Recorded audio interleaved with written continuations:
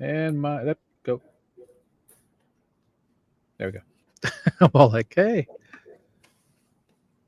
All right.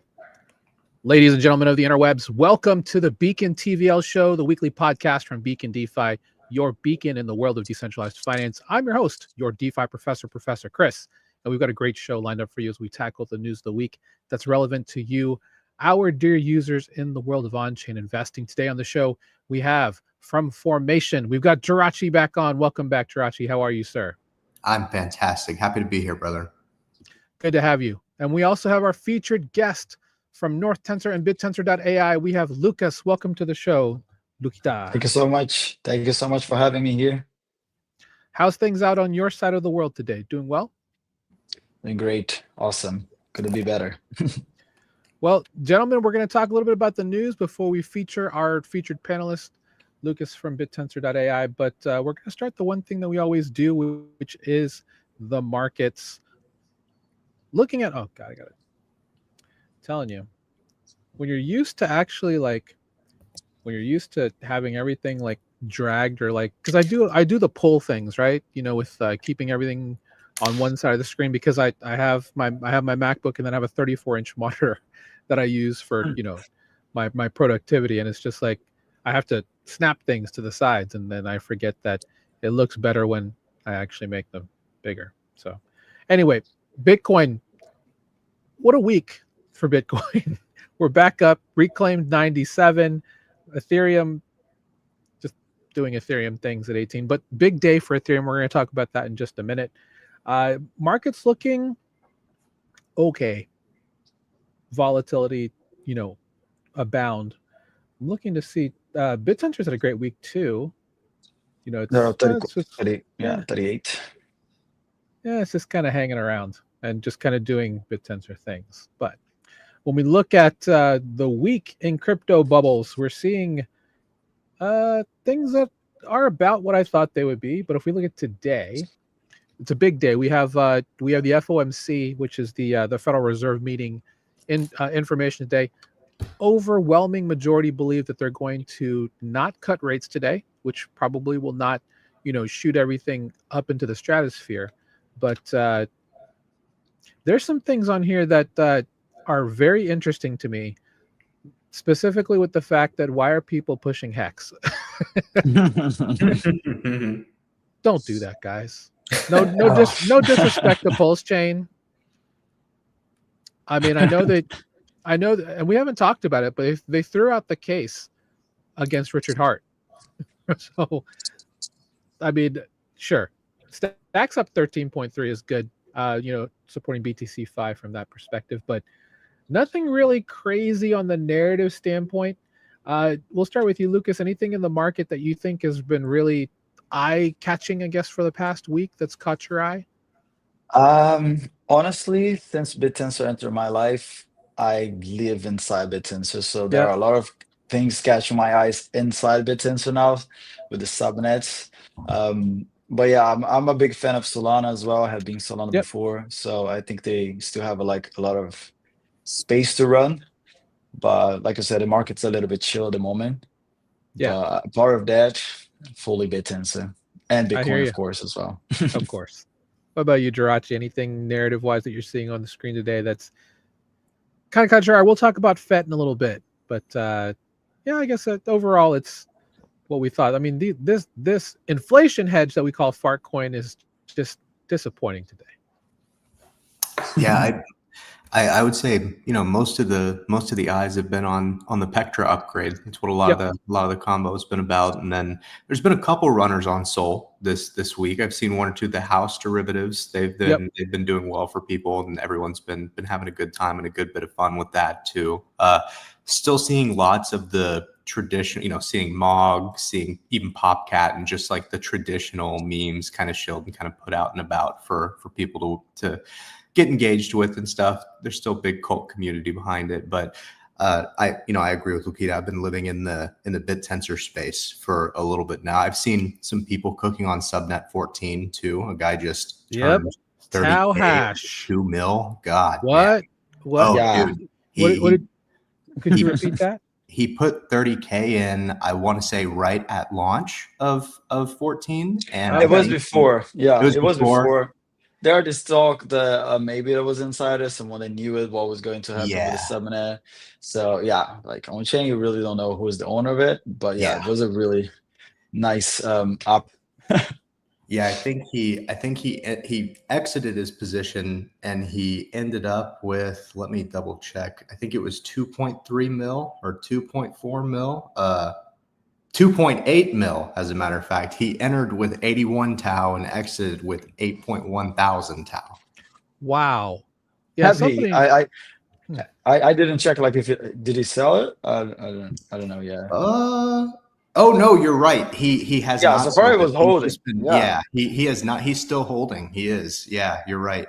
And it was just that's over 19 days. You know, he managed to, he grew his bag over 100x in 19 days. Crazy. Now we Yeah. talked about this last week, gentlemen. But if anybody wants to kind of summarize what they're doing at Subnet 14, which is Tau Hash, uh, ultimately they are looking to try and mine as much Bitcoin as possible using BitTensor resources within their subnet, and they are on a bit of a tear. To the fact that they are now at almost 7% of emissions with Tau, which is crazy, I think, in terms of how much they've risen in the last just 3 weeks. So, Lucas, I'll start with you. Just with the rise of Tau Hash, uh, for those who are unaware of what this subnet does, if you could give me your take on what they do and what they're looking to be doing. Yeah, sure. This is an idea that was around like the BitTensor community even before subnets. That people would talk about mining Bitcoin in BitTensor, right? So BitTensor is an incentive mechanism, and what they're doing, they're incentivizing people to provide compute to solve the hashes of Bitcoin. And what they're doing is that they're gathering like a lot of compute really fast because people are now both earning earning Tau, and when they solve the problem, they will be earning like Bitcoin that will be turning into the alpha from subnet 14. So they have a revenue style that it will work really well if they manage to keep up with this with the growing compute and the solutions of the hash. So now what people are talking, and there's a lot of dilemma on it, is like, is it good? Is it bad for BitTensor? But one thing is for sure is that they are providing a lot of results. A lot of people are excited about it, and that can call a lot of attention. If inside BitTensor you become like subnet 14 could become one of the biggest mining pools of Bitcoin. So this is the most exciting news so far this year, I guess, for subnet owners, and the price is reflecting really much on how much people think that this can really perform between the years, right? So Yep. this is like a very brief explanation. Just for full transparency, I have piled some Tau to Subnet 14 for staking, just so everybody knows, because I've been following this. So the idea, Jirachi, that they can actually get 20% of hash rate to become the largest Bitcoin miner in the world, literally from not I'm gonna say nothing, but just from the ground up. Like this is wild if they can actually pull it off. I mean, they're actually I think they're what, an eighth of the way there already. They're Um, well on their way. And on top of that too, it's a unique situation for the miners because, you know, it's obviously speculative Right. whenever you're doing stuff like that. But with what we're seeing there, you know, we're seeing them have 1 day gains when they're already at a 40 million, 30 million market cap of 35, 36, 37%. You know, Right. you're seeing these huge jumps. You're seeing people who, even just with light speculation on a day-to-day basis, if they're following the chart and they're watching what's happening, are able to make a bag, they're having a good time, they're making money, it's worth their time, their energy and effort. There's a lot of places where that's not so true in the space right now, you know? So it's a big deal. It's huge. Yeah, we talk about this, and we have some guides coming out, but I want people to stop talking about BitTensor just for a little bit, mainly because I want this for us. Honestly, I mean, and really, to be honest, it is, right? Because not a lot of people know this. So I'm actually going to Bitcoin 2025 in Vegas in 3 weeks. I'll be there. If you're going to be there, let me know. This will not be the talk of the town there, and I love that because there's a lot of you're looking at a lot of whales, a lot of VCs now looking at BitTensor, and I really want us to have a little bit more time. But it's awesome. This is awesome. Still early. Obviously, Still very early. We're very early. Really early, right? Because really this is one early. idea. This is one idea, one concept. We have now 101 subnets. You're gonna see Yes. different solutions for different problems. Of course, this calls a lot like the crypto native people. It calls a lot like the people, the public that is in Bitcoin already. So it makes easier to advertise as well, right? As a business, as a company that is becoming this mining pool. But yeah, you have also so many other subnets that are like solving amazing. They're providing amazing results and they're solving incredible problems through BitTensor, right? So holding Tau is already like really early. Holding subnets is the early of the early. Yeah, that's the early of the early. That's true. We're actually going to have Taufu on next week from Masa awesome. as our featured guest. So really excited to have them on. I'm actually going to get early access to one of their products, which is a BitTensor based VPN, so decentralized VPN. Yeah, subnet 65, I guess. Yeah, so really excited to talk to them and learn more about that because we could use a much better VPN, to be honest. And cheaper ones. Yeah, cheaper VPN, right? So that's always better good. and cheaper. That's the one thing that I love about everyone that I've met so far in the BitTensor ecosystem when I was in Austin. The biggest thing was like, we're looking to bring this faster and cheaper. That was like a very big theme by a lot of people I talked to with regards to the products they're making compared to what's out there now, right? Because let's be honest, if we're out there looking at what people look at for AI, we're talking about OpenAI, we're talking about Anthropic with Claude, we're talking about even Grok, even DeepSeek and all these other things. And the fact that we're decentralizing this into one ecosystem where you can have multiple tools in the shed, I think is unbelievable. We're gonna get back to this because we could talk about BitTensor for days, to be quite honest. But let's talk about the big news of the week, which is Pectra. For those who are unaware, this is another hard fork for Ethereum. Obviously, the biggest one came 2 years ago with Shapella. Was it Shapella? No, the one before that, which is where they moved from proof of work to proof of stake beacon chain.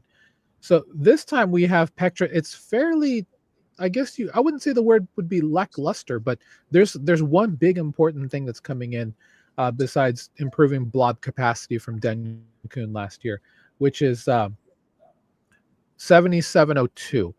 And to kind of talk about 7702, and thank goodness for the Ethereum Foundation, they actually had Benji to come in and do a guest op on their Twitter. So definitely check this one out because it breaks it down into very simple terms. The idea about EIP 7702 is to turn EOAs, or externally owned accounts, which is basically any regular wallet address that you have, and give them some smart contract upgrades. Not all of them, just a couple of them. This is with regards to token delegation, gas abstraction, and transaction batching. You're going to be able to do that within your own wallet. Now, there are some security things to think about here because there's already been some FUD. One from, and I wouldn't say it's FUD, it's more awareness, I guess we'll use, which is from one of my favorite security researchers, Officer CIA. His group, and shout out to Lobster DAO. I really am enjoying a lot of the security talk that I'm seeing inside their Telegram. From there, got this great guide for app makers if you are curious about EIP 7702. Ultimately, this is helpful for understanding what can be done. Not a whole lot can be done, to be honest. There's a white list of operations that can be done from an EOA through 7702. The user will still have to upgrade their account to do that. But what's interesting here is that people are talking about the idea of having a one-click drain. It's not that simple. It's a very nuanced answer to say that it could be an attack vector, but what we need to definitely talk about here is just trusting your wallet maker. First of all, I just wanted to start with either of you. Have you looked into what EIP 7702 does at all? I've spent some good time looking at it. It's obviously something really important for everybody who's kind of participating in the ecosystem, both from the perspective of like, okay, now you not only do you have this situation where like light clients only get 1 year's worth of data, they're having to retrieve information from nodes and from all these other places and historical sources and things like that, but from like the user perspective. And it's a huge deal. It's a really big change, but it's the next natural step in making Ethereum feel comfortable for everyday users and for people who are actually using it as their base layer. There was this huge shift envisioned in the past couple of years where they were very much so like L2s, L2s, L2s. Everything was all talk of L2s all the time. How can we scale for L2s? How can we make the ecosystem better for L2s?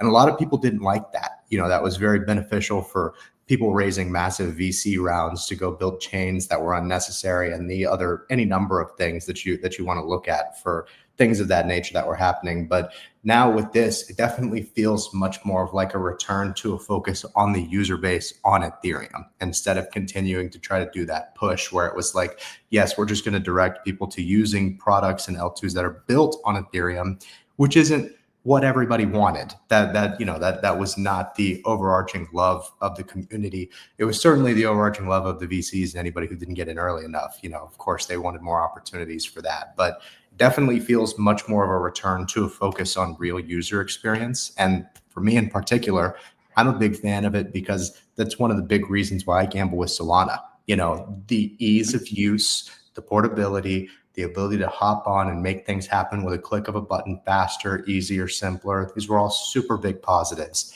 The closer ETH gets to feeling like that, the more likely I am to want to use it for that kind of activity, Absolutely. Lucas, you have any thoughts? I really agree with Jirash in that take. I think Ethereum was not really focused on the user experience, and they lost a lot of space to Solana in the last years. And I think this update might help them with that. I don't know how much people that already went to Solana and the kind of like seamless experience using wallets and all the things that they need would want to come back, but definitely they would like appreciate like some changes that facilitate for them. But beyond that, I really don't know what to expect, if it will be like bringing all the attention back from Solana to Ethereum, or if it will still be like something split. No, you're right. And ultimately, this is more of just helping out, I think, on the app side more than anything. It actually pushes a lot of this back onto wallet creators, which is fine. We recommend Rabby for our users, and Rabby, their specialty here and why I like it is that they actually have a lot of human readable information when you go into to approve a transaction, right?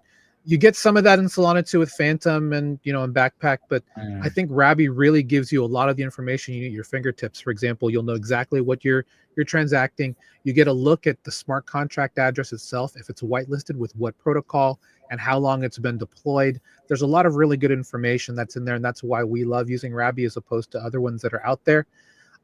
But these are some new things, and you can get yoinked by something like this with only one transaction now as opposed to two. So kind of keep that in mind. Well, there's two things. You have to upgrade your wallet to do this. So you may not actually have to worry about this if this is not in your bag. If you'd rather just use MetaMask, which may or may not be 7702 compliant anytime soon, then you can do that. There are other wallets that won't be 7702 compliant from that standpoint. But if you look at new experiences like Abstract, for example, on their chain, their Abstract wallet is gas abstracted, so you don't have to pay gas fees. There's a multiple other ecosystems and even groups. Like if you're on a blockchain like Sui, for example, which you can use your Google or social media address to just get a wallet through Dynamic or Privy, one of the two providers that are out there. there are a lot of people getting on chain without needing more of these, or not even wondering about what these other pain points we used to have here for us as OGs here in the space. So what I definitely want to recommend, especially as you go through our content, when I talk about what we do, is be very careful and always double check on what you're signing. That's going to be the one thing. The other thing too, and this is something we talk about all the time in Beacon, is to get a hardware wallet to farm with, because, and this is the big reason why, now that this is going to be a thing, because Rabby is 7702 compliant, if you farm, positions you care about with the farming wallet, that gives you a second factor, the actual hardware wallet, that you will have to have in order to have a secondary approval for things to go through, which is better peace of mind. Does it help if you click a bad link and you give up your private key? No, nothing will. But this is why we talk about hardware wallets. These are things that can help you from getting into something that could be a rogue operation. You definitely don't want the dApps controlling most of this. You'd rather it be on the wallet side. That way you just have that isolation, and isolation is a really good thing when it comes to security in this spot. If you check out the show notes, I'll have a link to the Pectra live stream where they're talking about how it went and how it's going, because it's pretty much already live. If you use BNB or Gnosis chain, the old XDAI chain, it's been live for nearly a month. They took the Sepolia pushes and actually pushed them on chain there, so people could actually use the new gas abstraction, the new other things. So that's definitely a place you can go if you want to check to see how that works. But congrats to them for getting a successful launch on Pectra. The next one's already on deck, and I forgot the name. It's Osaka and something else, but not a big deal. It's not gonna be till next year. So we'll go ahead and move on, because I definitely want to get to to some more of our focus topic. But the one thing I did want to talk about, Coinbase again coming back with some interesting ideas, this time with X402. This is a nod to the old 402 HTTP status code for all of you who are familiar with your HTTP status codes, like 404, can't find it, right? Or 403, forbidden, that type of thing. Well, 402, actually, the message you get back with an HTTP 402 error is payment required. So this is kind of what Mark Andreessen called, and this thanks to Lincoln from the Coinbase team, for absolving the original sin of the internet, which is the lack of a built-in money transfer system. So I do have some points to specifically just go through this quickly. Basically, they're reviving the 402 status code. The protocol through Coinbase's implementation is to allow AI agents, apps, and users to pay for services like APIs or content with a single line of code, which will helpfully, with what we just talked about with Pectra, remove friction from traditional payment methods like credit cards, that kind of sidestep fees, and just reducing a lot of that friction. And there's a lot of use cases for this. We'll talk about them in just a second. But Lucas, I think this could be a really good way to, just like Solana has blinks, right? To get easier, much faster and easier, less frictionless blockchain interactions. I think this goes a long way to solving that problem, right? Yeah, 100%. And I think that it's a natural evolution of money, right? Money is becoming more and more digital every time, and then transactions have to be faster and faster. So the easiest it becomes, more crypto will be absorbed by the normal industries. I think that adding the layers of the agents, it will be a big thing, because we were with transaction with money, with paper, and then with cards, and now just with touchless, and now just saying something, right? And then you say something and you pay it. So I think like people who have their personal agents trading and making transactions just by request, a voice request. And I think Coinbase already sees that, and a lot of the chains are preparing themselves for those things. And I think Solana will definitely be one of the main chains that will take advantage of it. Yeah, what I love about this, Jirachi, is when I look at the launch partners here, because they are building this open source at x402.org. Anthropic, Amazon, Base, of course, Calcom, Chainlink, Circle, Hyperbolic, and Near Protocol, cross-chain intense. I mean, stuff like this is right up in there. That's right in their wheelhouse. So the idea that you literally have one line of code based off getting a 402 response is, I mean, I think that's Stripe levels of disruption in a way. What do you think? No, I totally agree. It's absolutely huge. And especially with, we're working with agents. We're building so many things right now that are kind of in this space and in this department.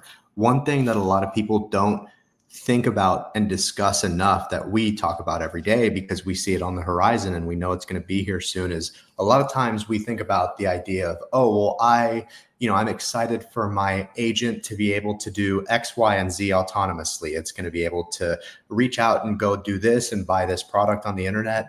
What a lot of people haven't put a lot of thought into, and one of the things that this really helps with from the finance perspective is when agents are beginning to communicate transactions and deals with each other autonomously. This is such a huge help for that, to be able to have one layer for them to communicate across. And that can look like all kinds of different things. It can jump from, I have an inventory order agent, and now it's going to go out and it's going to communicate with these 3 other ones that it knows about, and it's going to look for the best price, the best deal, an alternative, a substitute. That used to be something that a person needed to spend an hour, 2, 3 hours doing, working on, processing, figuring out, filling out a purchase order for, and everything in between. With this, we're reducing the amount that needs to be done so much. It's happening so much quicker. It's happening on the fly. It's going to create a whole world where the payment rails that should have existed originally are now going to be there, and it's going to be used. It's being done by Coinbase, but they've got a lot of great partners in there, so I can forgive a lot of that. That's all good with me. But and the stuff that they're building is fantastic. When I see them do stuff like this, that's the kind of thing that gets me excited. That's the kind of thing that I think everybody should be really excited about seeing too, because you see these huge players in the industry collaborating together, all working on the same thing and making it so that anybody can use it, which is a big deal. As time goes by, we're going to see more and more people release things like that for agents, financial rails, the different systems for interoperability and communication. And that's the only way we're going to be able to move that forward. It's going to take tons of big players all working together to standardize and figure this kind of stuff out. This was a really great idea in particular because it already existed. They're just actually using it now, which was genius. It was a very good plan. I honestly think this is going to unlock GameFi.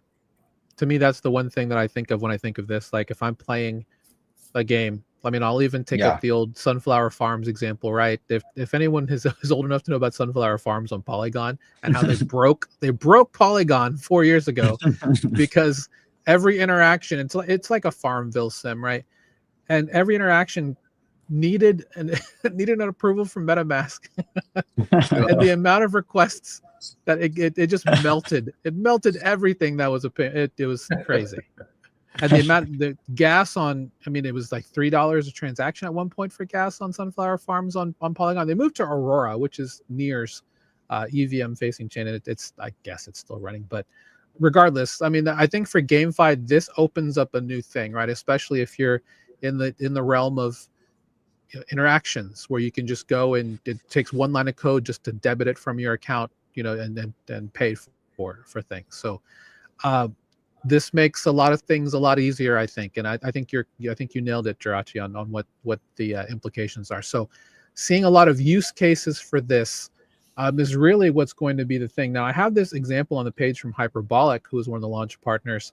They had an AI agent go out and just pay for its own inference with a wallet because they had a wallet. They put like $5 in or something, and while it's doing the prompt, it's just paying for it. So this is an interesting change. I'm interested to see how this will affect a lot of things moving forward, because this is just what we talk about is the abstraction away from the user, right? Users don't have to care about blockchains. They don't have to care about what wallet they have. It's not going to matter in the future. And this is a huge step towards that. So I know they've been cooking with this one for a while. So happy to see that this has finally come to light, and I'm excited to see what happens. Now, Coinbase Wallet needs a lot of things to improve on, but if this is one of them, that's 100%. Exactly. maybe we'll look at it again. So, anyway, other big news we'll talk about before we head to you, Lucas, is HB 302. Congratulations, New Hampshire.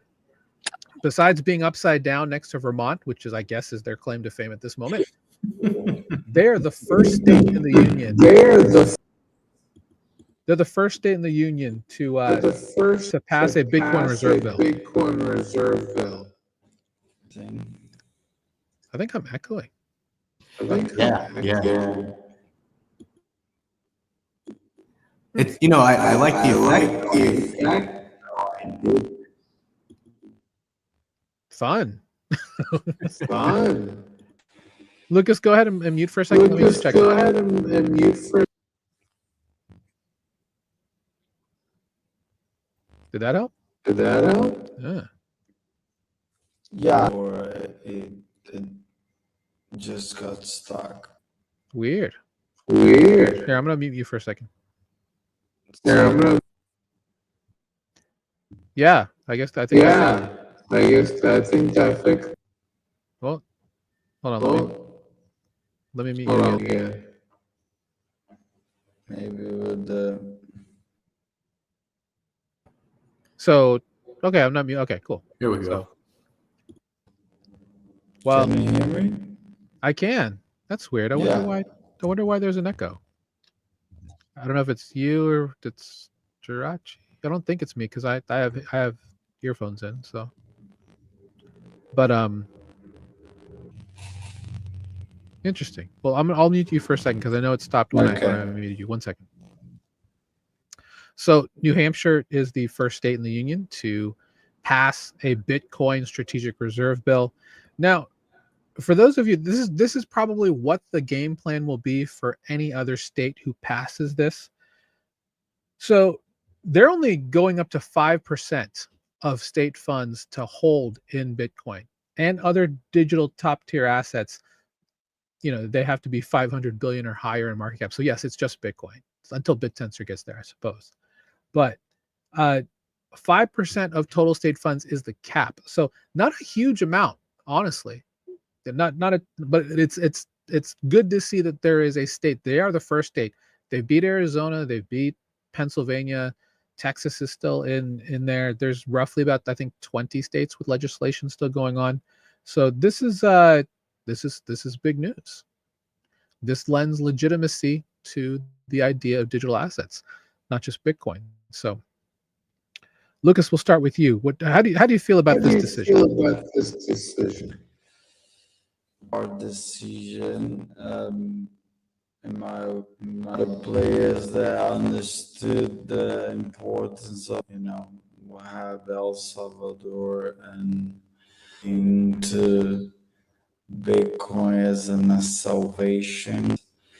So I think that maybe the each state they need to do this, but I think even like 5% is like, I think is a 20 and 30 and going like, that's not part of the future of. They are not like crypto natives. I think that having an exposure to Bitcoin has as something positive. Hopefully this will spread across like all, like we're seeing all the Bitcoins that they had and stuff like that, just doubling, and really understand the power of like the direction that we're really heading with. I think is really interesting, and though that we see politicians go and exploring more.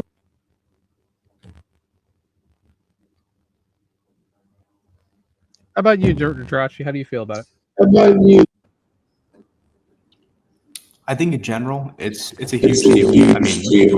I mean, the stuff that's ultimately gonna put us. It's going to put us in a place where not only is it acceptable for anybody to start doing this kind of thing, it feels much more real. Legitimacy is lent. It doesn't feel like some kind of scam vaporware that everybody needs to be concerned about. But I also think on top of that too, like when we see states, countries, nations, anything in between adopt positive crypto legislation, it gets us one step closer towards a world where it's publicly acceptable to work in this kind of stuff. You don't get that face that you get from normal people whenever you tell them that you work in crypto. You're not running into the same problems of, oh, my bank decided to cut my account today because I did too many transactions. I cashed out too much. There's a lot to be said for legitimacy. And I think that as more regions, states, countries, everything like that adopt positive legislation like this, it just moves the needle more in our favor, Yeah, completely agree. We'll go ahead and move on to the next thing, and that's we're excited to see what happens with that. And this last thing before we head over to talk about BitTensor.ai is more of a novelty thing for me, but Adidas launches Sui NFTs. Now, Sui is big in the GameFi right now. They have their Sui X Play 01, which I should have bought.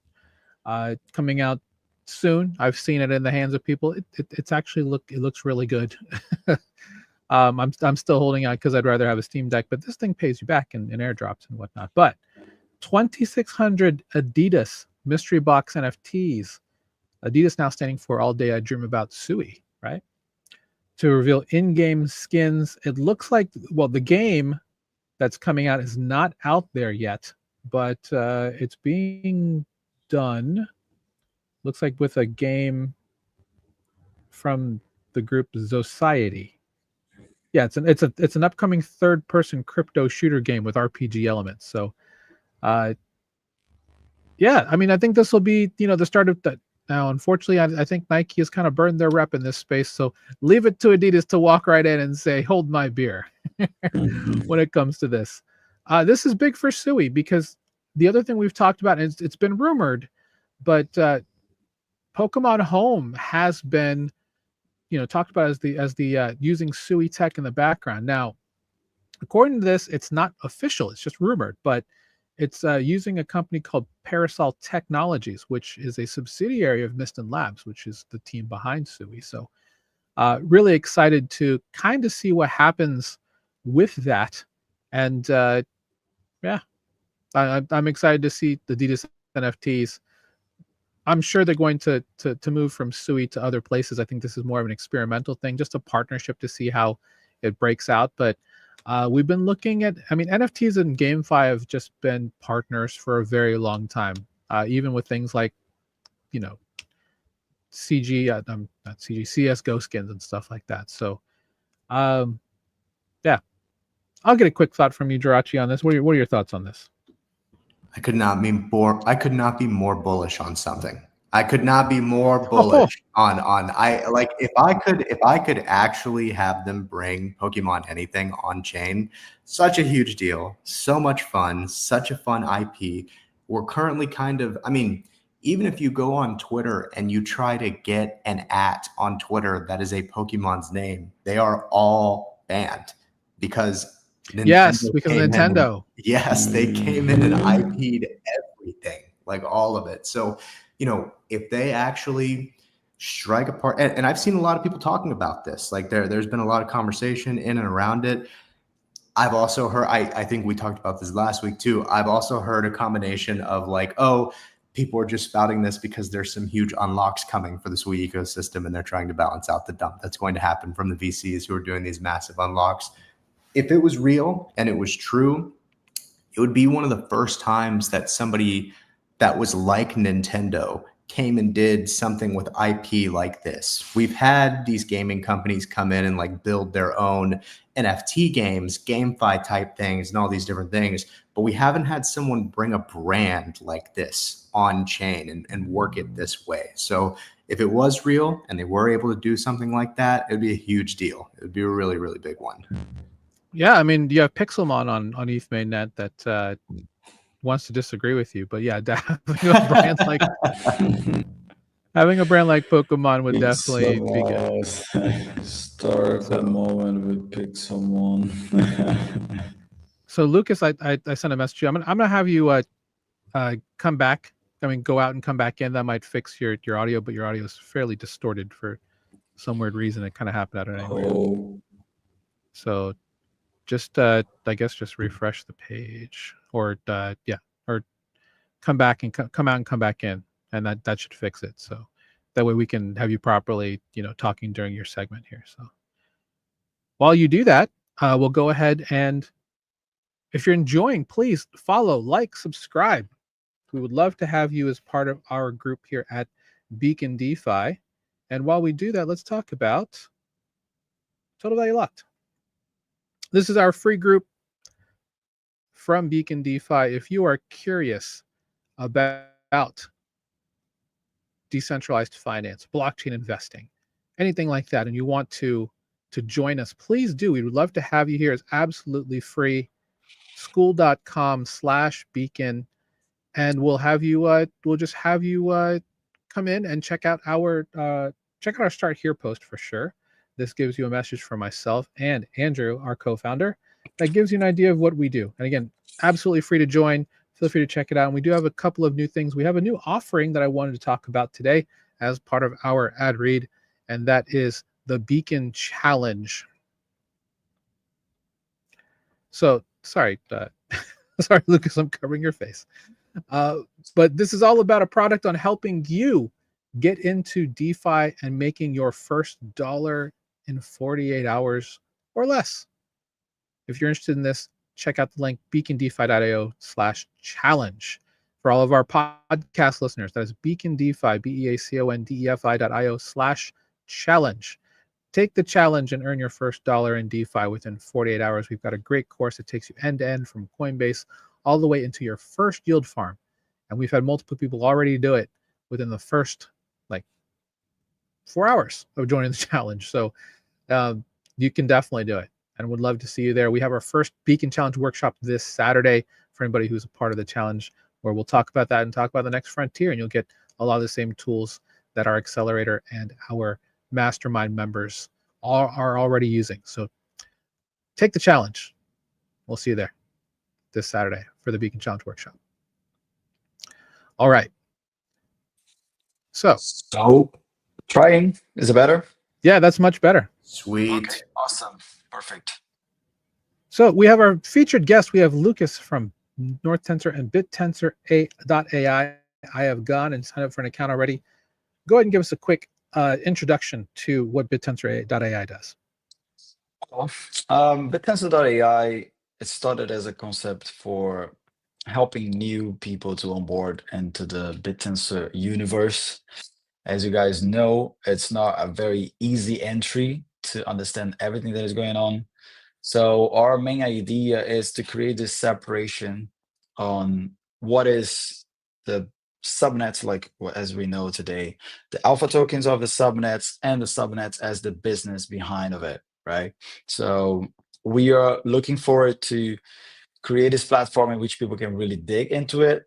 We provide a space that subnet owners can come to us and claim. We're also getting in touch with some of them to just claim their space on our website, put all the things that they want to do, all the metrics, all the news that they want to put, for informing new investors and new holders. And then the other side, we provide on-chain data in which people can check how the prices are going, how market caps are going, transactions, and also controlling their assets through a dashboard that is movable, and then you can personalize and make your own. So you can just know exactly what you want to see, how you want to see, and You can add different widgets. We are adding every more, like on the right side there, you can add more widgets. You can put like alpha token prices. We're gonna put like new stats that you can kind of like control how your performance is going, and then how the performance of your holdings are going as well.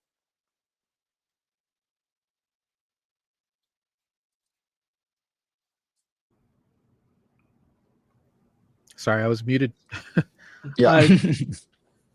Yeah, so this is my personal, account here with our test wallet, where we're staking in, specific subnets. Gives you a history here, and you actually at the booth in Austin, you were asking for, specifically, what are some ideas that people want for widgets? Is that correct? Did you get any really good ones? Exactly. Yeah, we got some new ideas. We are working with one of the community members that is providing a new way of like calculating if a subnet is like undervalued, valued, or is overvalued. So is one of the main widgets that we're building at the moment. But we have different ones. We got like several different ideas. We have a list of them.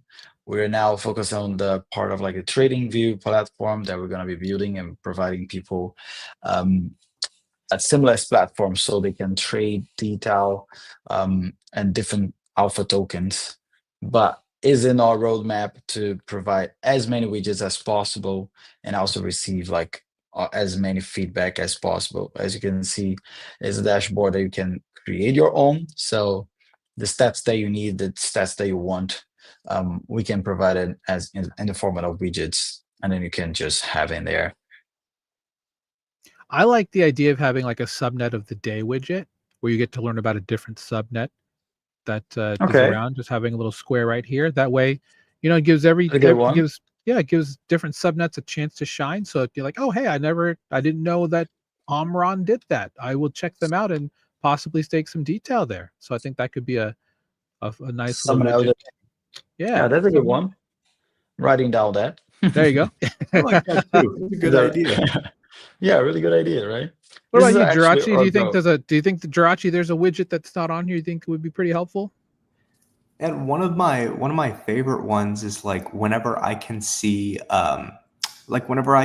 volume in like the 24, the 6 and the 1 hour windows. That's something that I really like. Of course, it's maybe not quite as applicable to BitTensor in every sense, but that's one of the things I always love to look at. Yeah, I think it is. Yeah, I think it is. Oh, You can sick, see sick, like, sick. yeah, on the dashboard now you can add widgets and you're gonna see the price performance like in 24 hours, 7 days, or 1 month. But we can also add like volume and all the other things. That's really cool. So I wanted to kind of get an origin story with you guys, because congrats on getting the domain bittensor.ai. I remember, first of all, I was like, when I saw you guys at the event on Thursday, and I was like, yeah, congrats to getting that domain. That's a really good domain. Yeah, uh, that's the yeah, so tell us a little bit more about, definitely want to learn more about a little bit about how you got into this, and specifically okay. about, how bittensor.ai came to be. Yeah, so Bethesda AI came first of all from our founders, Bradley. Unfortunately, he didn't make it today, but Bradley has been like in crypto for several years now, and very early in most of the tokens that we now know as like the biggest ones, Bitcoin, Ethereum, and everything. And when he got to know about about BitTensor, he started like the validator known as North Tensor. North Tensor has been validating since pretty much the beginning of BitTensor as well. We have been there like I wasn't in the team at the point, but I was there in the community and then I knew them. So a couple of years after, with the development of like network, new things were requested from builders so we could kind of like get to new phases, right? We needed more visibility, we knew platforms and dashboards and UIs that would be like like making it easier for people to onboard the BitTensor network. Also, like from the people that were doing like the marketing and people that were like pushing um, PR in the other side. So validators were holding different roles and doing different things to kind of like push the BitTensor network forward. And then was when we had the idea to bring a platform in which would be a middle term for all the information that subnets need to provide, and then investors and holders need to go collect to really guide their investments. So if you think about today, if you want to research a subnet, you really need to go on their Discord channel to know how is it going, if they're active, if they're not, who's the team behind of it, what are the new updates, and how they're doing. You should go on X account, like their X account, if they have it, to see like how they're interacting with the community, what are the latest news, what they're doing. You go on their website, and you go different sources, you have different sources to kind of like guide your decisions. Our idea is really to gather all this information and become like a middle point, and where all those and they get together, and people can go to one place and get informed, and by the same time, in a tab by the side of it, they can control their assets in a dashboard that they can make their own, and then also in a platform in which they can trade and then swap their own alpha tokens for Tau, or Tau for alpha tokens. That was the idea in the beginning, and then we have been working on that a couple of months. So we are a small team. We have been like self-funded. We didn't really raise any money, so our pace of development has been considerably slow. If we check other teams on the BitTensor, they are fully developing that, but we have been. And then in the event in Austin, that was very important. I have been very careful with all the things that we hear from the community to really provide a solution that can onboard people, because a lot of the holders nowadays, they already know what they want because they have been in BitTensor time enough. But a newcomer, they have no idea, right? Like they don't know where to start, what they need. And to provide this information, provide this route for them in a very seamless way, is our real intention. So our platform is easier for someone that is already a holder, someone that has already been on the platform on BitTensor for a while. But like for a newcomer, we really need to kind of like shape it properly so they have they don't get scared with a BitTensor network, right? So that's our main goal now. And then we are like close to release our biggest revamp like so far, and then it'll be exciting to show you guys. I think that's a great project that you and Beacon DeFi could work on. Getting people less scared and into BitTensor. We're actually working on a guide right now, because the pain point that at least we've found in terms of us just trying to get as many people in our group onto pardon me, onto Tau as possible is how to get money there onto Finny, right? That's kind of that's been the biggest issue, is easy ways to do that. Now Talisman has a cross-chain swap inside where you can go from an L2 over there, but it seems like Simple Swap, which is the provider, that has been kind of buggy at times. So having sturdier rails, that's a nod directly to Sturdy on how to get better routes besides just from mainnet over into fitting onto BitTensor mainnet. I think would be key, because there are a lot of people who are very interested. They're seeing all these articles about Tau, so they want to get in. They want to be able to know how to get in, and we're working on guides specifically for that. But having easier bridge methods than just saying, just go to Coinbase, buy Tau, and withdraw it to your your wallet address, which has kind of been the easiest way. If there is a much more frictionless way to do it from, let's say, Arbitrum or Base or Solana even, I think that would be, if anybody's working on that, please let me know. We would love to test the hell out of it and give you the feedback, because I do think that's something that is probably worth the time.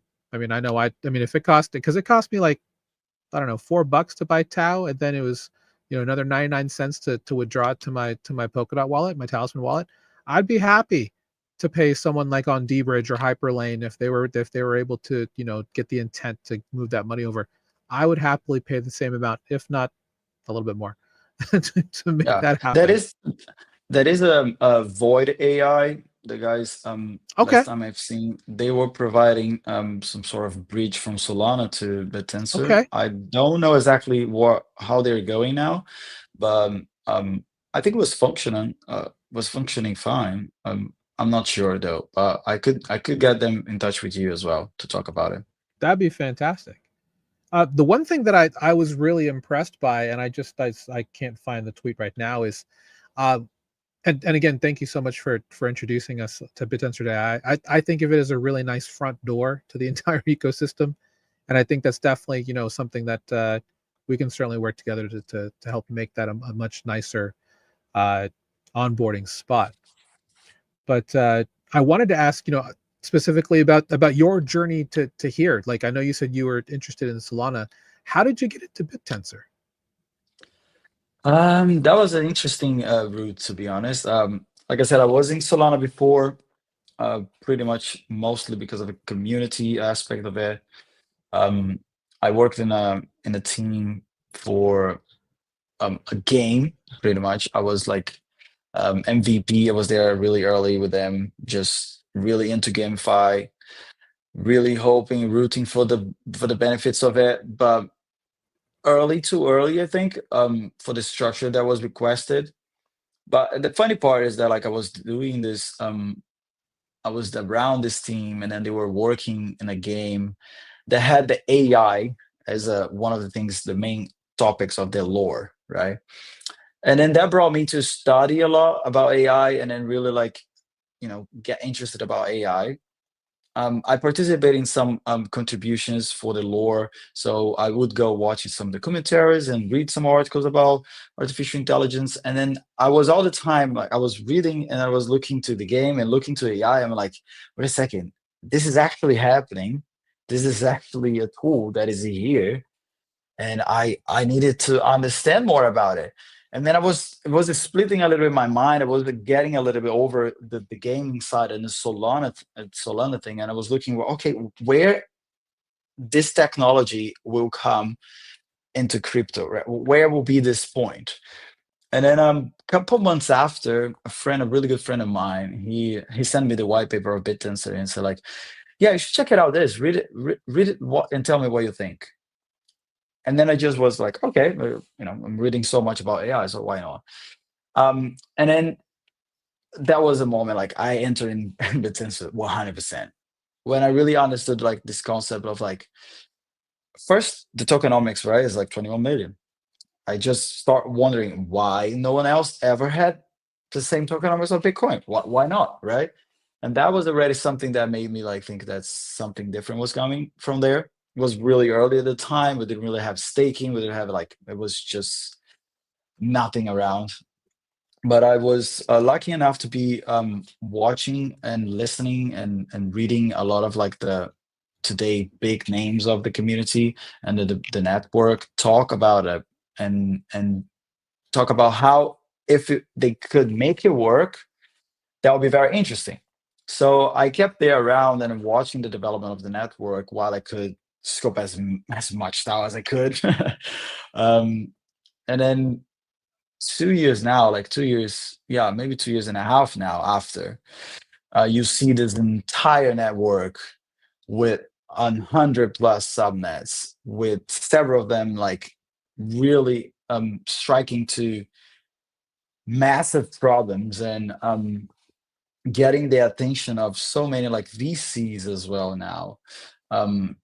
It is just unbelievable, right? And then in the beginning, it was just an ideal of I don't want AI to be a centralized service, right? I'd never really.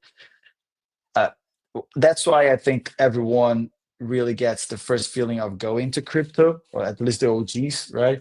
Of we don't trust certain powers to be with certain groups of people. And then when you think about AI, you don't want to think about just closed AI, how they call like in the community, right? Controlling all the resources and controlling all those things. So we want a decentralized option, and that was at the beginning of the ideal. But then after when we really understood that when at least I really understood that tensor was not only this, but was like an incentive mechanism to solve problems. So any problem that you think that you have, you can use the network to improve and accelerate that and solve this problem in a way faster way, right? And some of those problems are related to AI. So like you have inference, you have like some of the data, you have compute, right? So you have different subnets that will solve problems for AI in a way that a centralized entity cannot. And then the founder, Jacob, always talked about one of his inspirations for him to really create BitTensor was that he would look to Bitcoin and say like, wow, the biggest computer of the planet is a decentralized compute, right? Like the most compute is being utilized in the decentralized network, but was not solving any problem besides itself and then securing the network. So using this power now to solve real human problems is just something that I don't see how it couldn't work.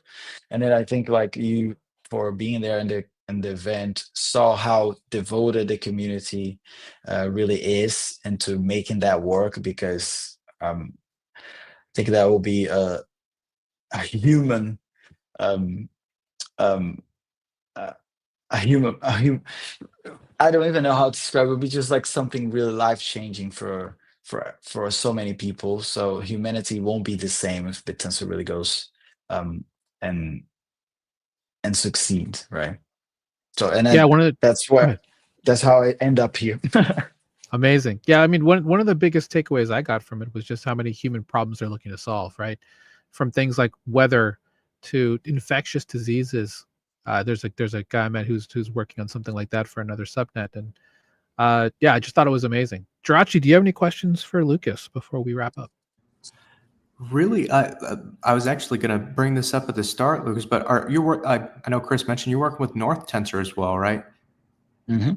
You Yes. know, I think I've got a meeting with Matthew later this week from North Yes. Tensor. I think he and I are syncing up. We're gonna be talking a bit. Pop on, come join us, come chat, let's talk, please. It's been very cool. I've had a good time. Yes, awesome. Yeah, I'm happy to join.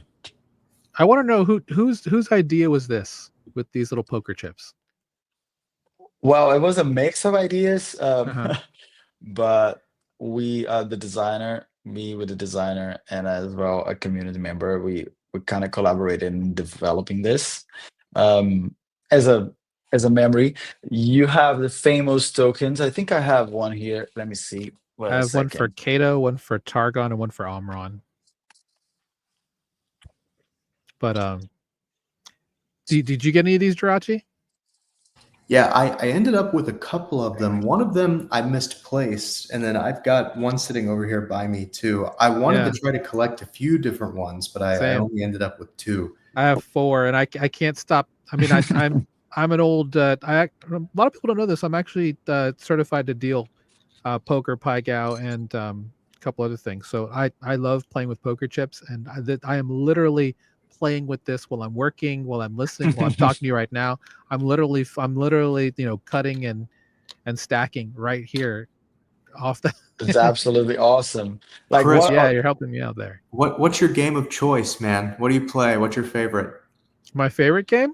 Yeah. Besides, like, I mean, I've always enjoyed playing Hold'em, but my specific favorite is Omaha. Nice. Very nice. Yeah, Yeah, no, I love Hold'em. I'm a PLO player. I'm a pot limit Omaha player. If I I'm play a big cards, Baccarat fan. I'm a Baccarat's degenerate. fun. Oh yeah, Baccarat's no, fun. That's very it's fun if the right people are sitting at the table. Otherwise, exactly. it's It is a angry. group. It is a Oh group game yeah. for sure. So just so you guys know, like this, I got this one long time ago. I don't know if you can see it, like this Yeah, the long gold time Bitcoin. ago when I really got into Bitcoin, Yeah, and then I kept with myself, and then a really important member of the community called Everett that did the documentary. You probably guys watch it. If you didn't, you should. Decentralized Mind, awesome I'll check that out. documentary. He produced like those ones like that. Ooh, look at that. Yeah. So he had like some different types of it, and then I was lucky enough to get one as a gift from him in person. So those as well like were part of the inspiration of how we got to those tokens. Yeah, and if you have one, if you just happen to come back for the conference and you had one, there's actually an NFC chip inside these that will take you to a profile for that subnet on bittensor.ai. So really cool Exactly. idea. Amazing. Anything else you want to plug about bittensor.ai? Thank you again so much, Lucas, for being here from the team. Thank you so much for having me. I really want like people to know that we are really working hard to provide like a good platform for them to onboard on BitTensor network. So I would recommend you guys to sign up, follow us on X, join as well on our Discord. We are really like coming with some hot news, really incredible things that are building on the back and on the backstage. So yeah, you really want to be early into this because it will make a lot of difference into how you navigate and how also you trade alpha tokens. Yeah, really excited. Just looking into a couple of these things, I remember somebody commented on using BitTensor only AI agents to build code, and now I'm like really excited to do that because I've been working with Claude, I've been working with Gemini 2.5 to build some things on the side that have helped me out. But now I'm like, now that I see this and I've gone through some of the subnets, I'm like, I really want to create, even make a video series on just how you can get into I don't want to use the word vibe coding, but how to come in and develop and code using BitTensor only AI products, because there's quite a few that are out there that specifically talk with inference and helping with coding. So yeah, you have some really subnets that are working on agents and different agents, but non-stake subnet 20 from Rezo team, they're working really hard like on agents, and some of them like to solve specific problems for developers and everything. So also will be like nice to have them here and listen more about it. Yeah, I will reach out to Rizzo. I know Omron's also doing something similar. So Exactly. yeah, and I think yeah, there's a lot of, like, I think Manifold, that group as well that does Targon also does some really fun, some really interesting things. So yeah, just really hyped about this. And I think we're all towel-pilled to a degree, myself and Jirachi, not actually being in the ecosystem. So I want to say thank you, of course, to Lucas for being here. Check out bittensor.ai if you have not. It's the front door of BitTensor, and I think something you all should check out. I have an account on there. I signed up this morning. I'm really impressed with what they've built, and we'll continue to support them moving forward. And then also hello to Matthew, to Brad, as well as to Steven, for meeting them in Austin. Where else can they find information about you, Lucas? Go ahead and plug it wherever you like. Well, if you want to find me like on X account, like I would be Lukita Tao. Very easy nickname. It's the same on Discord. So if you want to know more about BitTensor.ai, you can also reach out to me. BitTensor.ai as well on X. If you want to like follow us and then keep like to the news, follow us on X. On our Discord, you're gonna find the links. Everything on X, you're gonna find the links, and also on our website, you're gonna find the links to our Discord and our X account. So go there, sign up, try it out, give some suggestions, come give like feedback on the Discord. It's very helpful, and then we are building for the people, for the community. So the community input is very important. Thank you, sir. Thank you. I'm not on the. Why am I on PancakeSwap? Jirachi, thanks for being here, sir. Representing Formation. Feel free to plug what you like.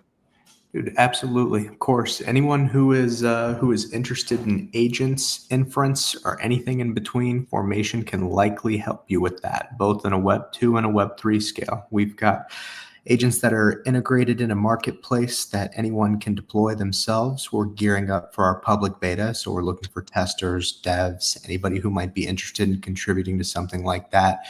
Gives devs the ability to deploy agents on our marketplace, use our inference, and get paid to do it. So it's a great system. It's a great setup. Rewards devs, rewards users, and it makes business owners and regular people's lives better and easier. So anyone who might be interested, please give us a shout. Let's talk. Might have to reach out on that because I'm using Quen 3.5, the 1.7b version, locally to build some things. So yeah, awesome. I will absolutely hook you up, brother. I will get you. Appreciate you, man. Such a good account. Don't worry. Awesome. Thanks again for joining us today. We're here every Wednesday, like we have been since December of 2021, since we've been doing the show. Check us out, awesome. our free group, school.com/beacon. Completely free, ladies and gentlemen. Check us out. Don't forget to take the challenge as well. Again, we have our Beacon Challenge workshop this Saturday for those who sign up for the Beacon Challenge. You're going to get a good time because you get a lot of great perks for being in the challenge. Probably the best offer we've ever done, to be quite honest. So really excited to talk with you guys. And again, if you're going to be in Vegas for Bitcoin 2025, reach out to me. Would love to meet up with you. You can help me on my tour of eating at every single celebrity chef restaurant in Vegas before I leave. It's a really, I have nothing better to do. I don't drink or anything like that. So I'm just like, I'm going to go eat. Just go eat. It's not bad. Yeah, exactly. So I'll be the one in the wheelbarrow being wheeled around to every single casino after 10 o'clock every night. It's gonna be a fun time. It's a different crowd, right? So that's the one thing about Bitcoin maxis. They don't like to sell or touch their Bitcoin at all. So I'm gonna try and do my best to teach them on how to do blockchain investing with other parts of their portfolio. But happy to be there. Couldn't catch a lot of our members in Nashville last year for 2024, but happy to be there in 2025 for Vegas. So if you're here in our community, you want to come say hi. Always doing free coaching in person, all that type of stuff. Happy to do so. With that said, it's good to see you guys, and we'll see you next Wednesday for another great panel, 1 p.m. Eastern, here across all of our platforms. Jirachi and Lucas, stick around for a second as we head out, and we'll say what we always say here, which is 07 beacons up, banks down. Take care, everybody. Have a great day. Enjoy your Wednesday.